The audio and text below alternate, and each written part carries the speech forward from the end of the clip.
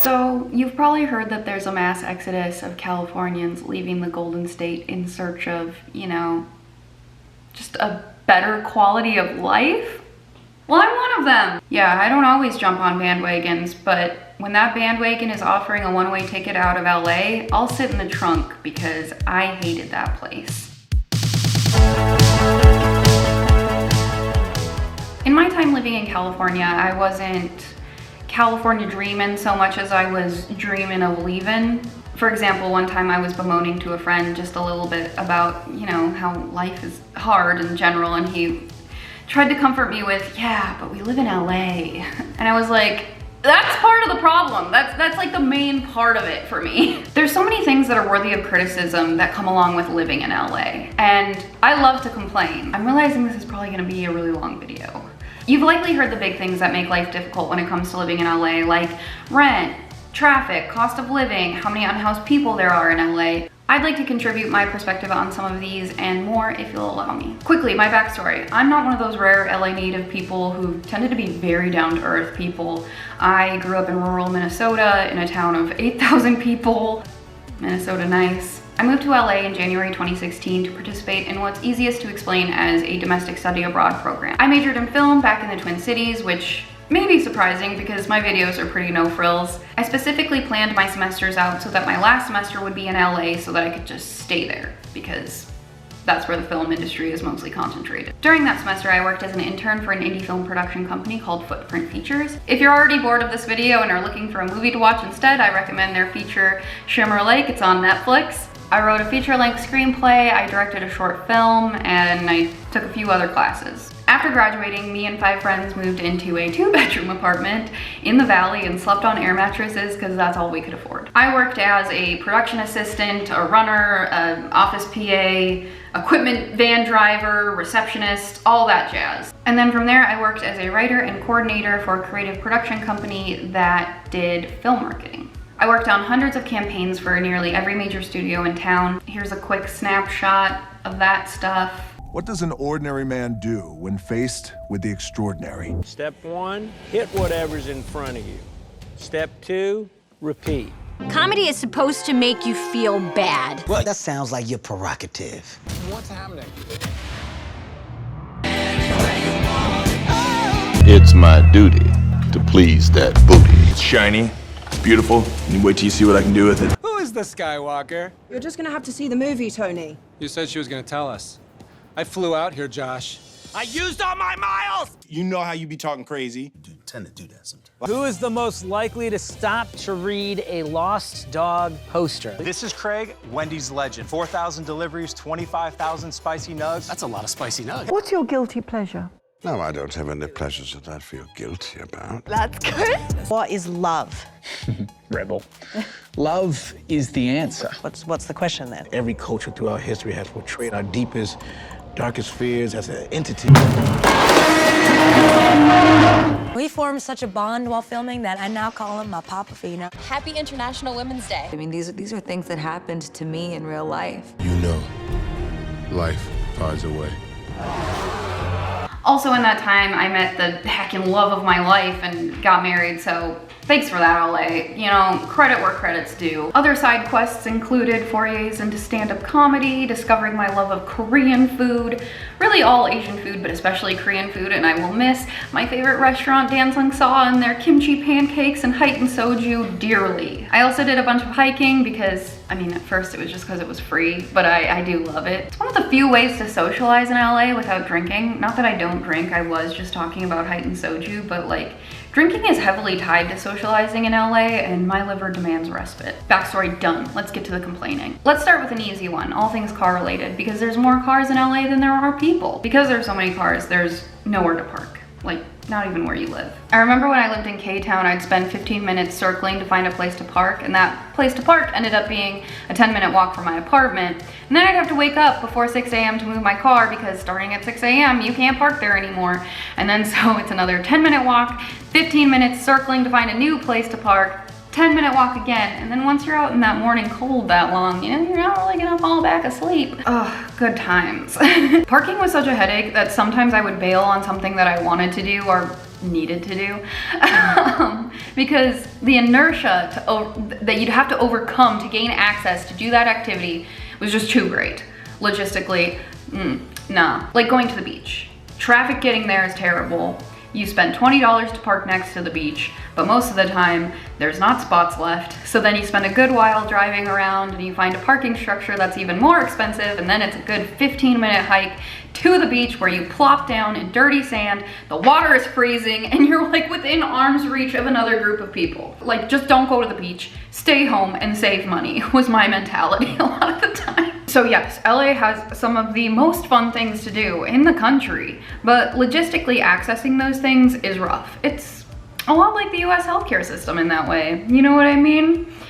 Unfortunately, you probably know what I mean. Okay, enough with the beach tangent. Let's get back to the cars. When I first moved to LA, I was shocked by all the nice cars people drove. I grew up in Minnesota. Our cars rust from the salt that we put down on the icy roads. So we drive things like Chevys, and I'm having a tough time thinking of another make of car because I just do not care about cars. All I care is that the car is in good working condition and will get me safely from point A to B. I mean, I do like a nice seat warmer toasting my buns, but I don't need it. After about a year of living in LA, I realized a big reason why it seems like everyone there wants to have a luxury vehicle is because with traffic at all hours of the day and long commutes, you practically live in your car. One year I calculated how much time I had spent commuting. At the time, I lived in Studio City and commuted to my job in Culver City, about 10 miles. I took my average morning and evening commute time times 5 times 52, blah, blah, divided by 24 hours in a day,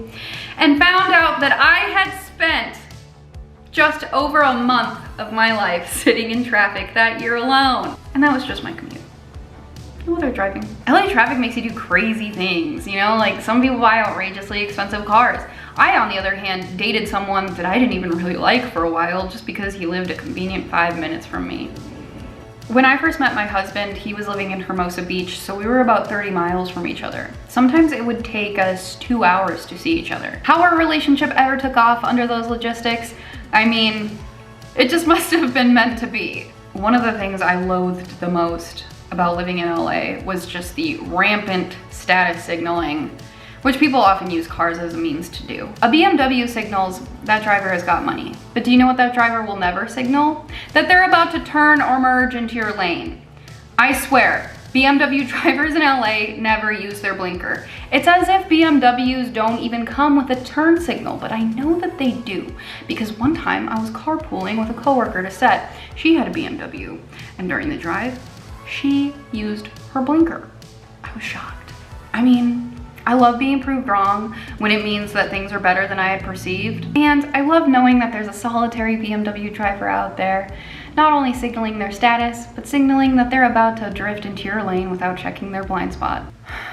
Rich people in LA drive like everyone else on the road is looking out for them. I'm making blanket statements now, but just ride with me. But can we acknowledge how upsetting that is? Because, like, if I had gotten into an accident with a Ferrari and my Ford Fiesta that had over 200,000 miles on it, you know, I would potentially owe them tens of thousands of dollars. Whereas if they had scratched my car, it would have been totaled. So if driving in LA traffic wasn't already stressful enough, there's always that old chestnut. Something I hated about the culture of LA was that a lot of people felt the need to status signal to fit in while nose diving into debt. I remember being woken up one night because my neighbor's car was getting repoed, and I couldn't believe that he lived in the same tiny roach-infested apartment as me, but he drove this really high-end Lexus. I was like, why would you be trying to have that kind of car payment? It just grieves me that some people do that.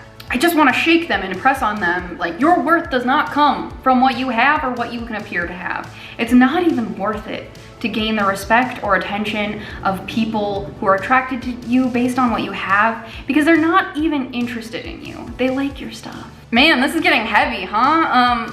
Let's switch gears to something a little bit more lighthearted. This isn't necessarily a criticism. In fact, some people might like this. It's just more of an anomaly. When I lived in LA, I forgot that kids existed sometimes. It was like living in that movie, Children of Men, where worldwide infertility had caused no new babies to be born for like 20 years or something. For the most part, dogs are LA's children, and the real children are kept indoors away from things like peanuts and stuff like that. And so you'd hardly ever see them. Like, I just forget they existed. I don't know how people raise kids in LA. It's hard enough to fit a medium-sized dog in an apartment. Whenever I'd see someone walking a big dog, like a Great Dane or a Dalmatian, or even just a big mutt, I would assume that person was rich AF as because, like, where do you even put it? You know? Okay, back to the soul-crushing complaining. I cannot with the rise and grind culture of LA. I think it's toxic. It is the antithesis of who I am and what I need. It's very hard to come by a semblance of work-life balance when you work in LA. I want to do good work, but to be able to do that, I need to have a rejuvenating life outside of work, like spending time with family and friends, having time for hobbies, getting good rest. When I was younger, I thought all I wanted to do was work and just be dedicated to my career and that I didn't have any other needs or wants. I have come to find out that that is not the case. Man. Younger me had so much ambition and motivation. I'm not sure where it all went, but I'm not sure that I want it back. Working in LA, it was hard to get home with enough time to make dinner and just go to sleep. At one point, there was talk of getting cots in the office that I worked in. I was very vocally unhappy with that. One of my coworkers had ulcers as a result of just how much work-related stress he was under. At one point we were pulling so many hours, I remember the CEO telling me not to worry, that he wasn't gonna let anyone get divorced, that he would let his relationship suffer and get divorced before any of us. And I remember being like, that's not good enough, and I don't want that for you either. Also, one of my coworkers had just gotten divorced, so what? I admittedly had a lot of frustration with my job because I was the least paid person on my team, but I worked the most hours. The head of the team I was on was completely checked out. So naturally, I, the lowest person on the totem pole, took on his responsibilities. I handled clients, creative billing, being the go-to resource for other internal departments, some creative directing, on top of all of my responsibilities as a copywriter and coordinator. The CEO told me that he knew the whole thing was ass backwards, but that I was the head of creative. But here's the thing, I didn't have the title or the salary or the power. And honestly, I don't think they could have paid me enough to stay at that job with the amount of stress it was causing me. When Chadwick Boseman died, several people I had worked with remarked how they found it inspiring that he worked tirelessly on several films while going through chemo and surgeries for his stage 3 colon cancer that progressed into stage 4. Look, Chadwick Boseman was inspiring, talented, and pushed the whole world forward. But I was grieved to learn that he worked through chemo and surgeries. I don't think anyone should have to do that. And I don't know if it was his choice to do that or if he felt like he had to do it.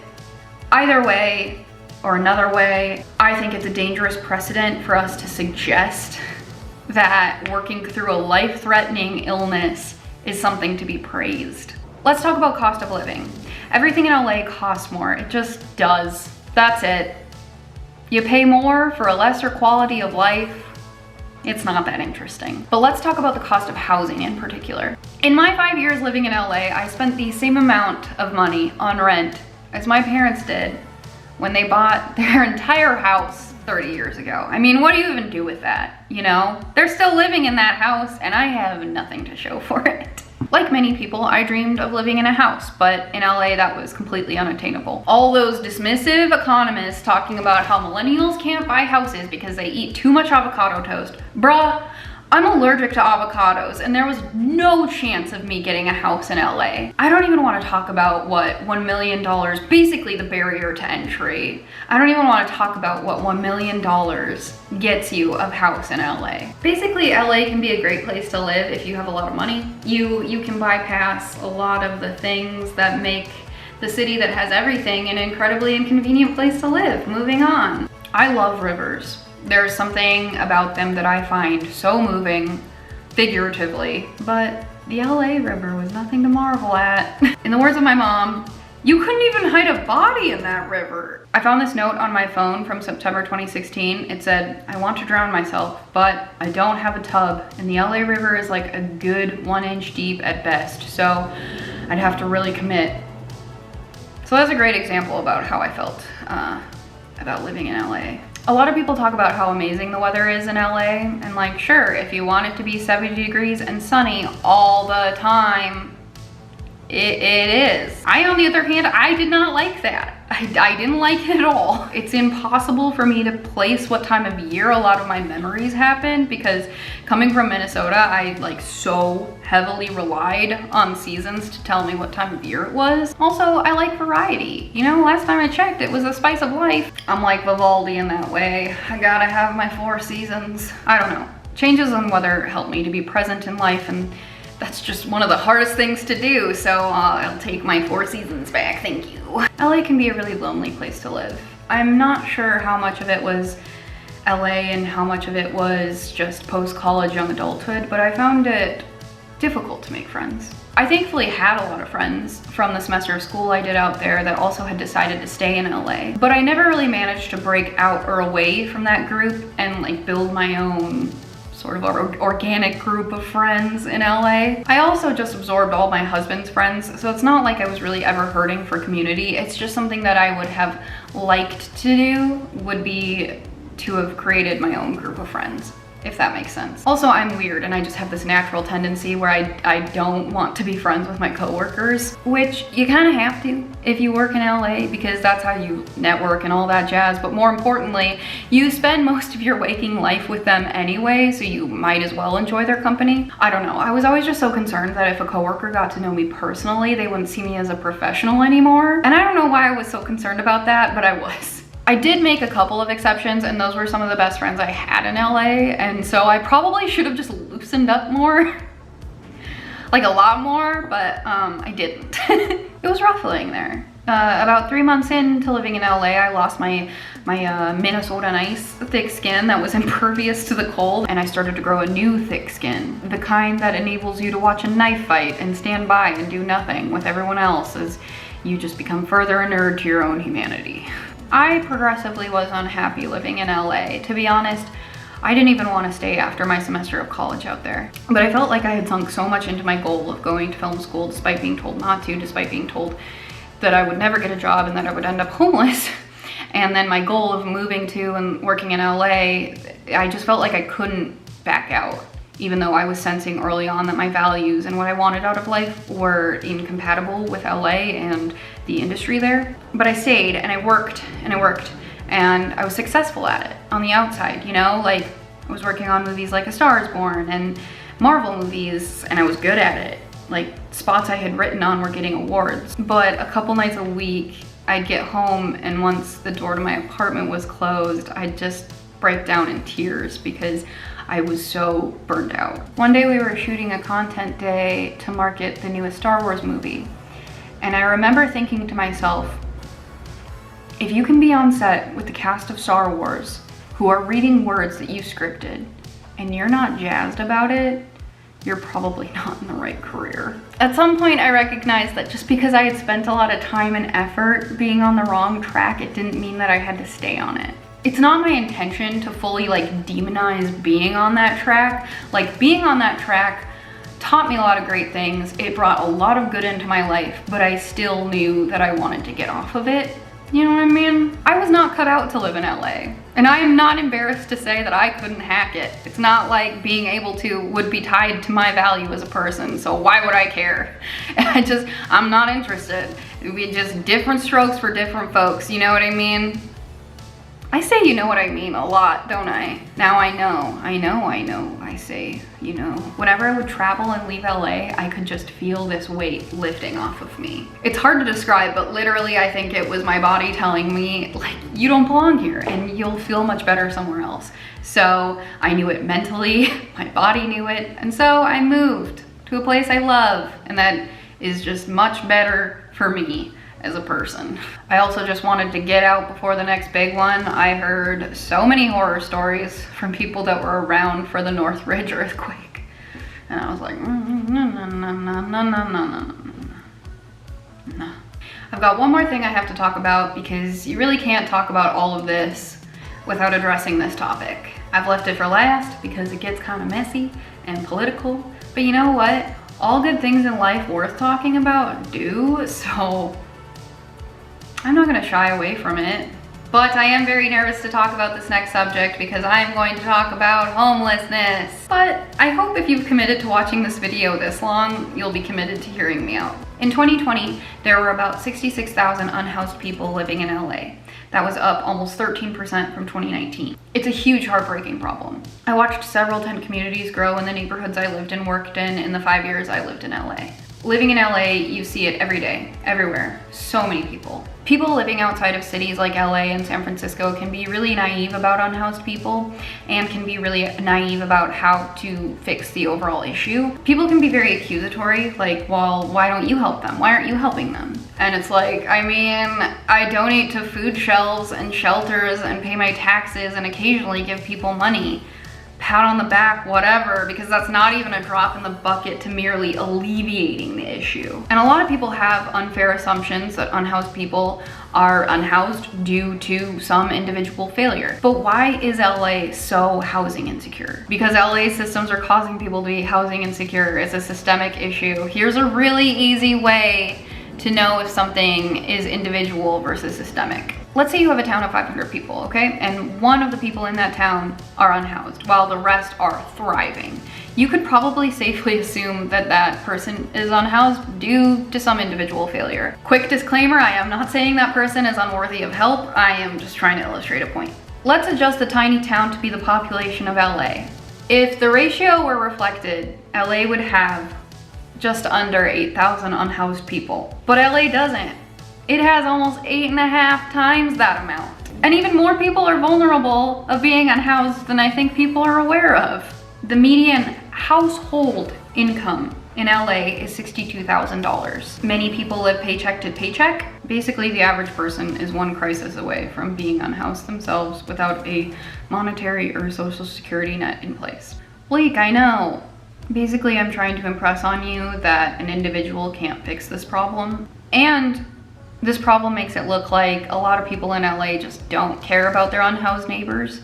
But I don't think that's necessarily the case. I think a lot of individuals feel powerless to fix the problem because an individual can't fix the problem. It's a systemic issue that calls for collective overhaul in order to fix. And it gladdens me to see a lot of people demanding better from LA's leadership because it's going to take a lot of work and policy change to begin to address the issue. Wowza, thanks for watching if you're still here. I just breezed through the last 5 years of my life. I'm gonna close with one time an old friend reached out to me saying, hey, I was thinking of moving to LA, do you have any advice? And I just said, don't. I think now though, I would say that LA has a lot of great things to offer. It can be a very challenging city, and it was absolutely not for me.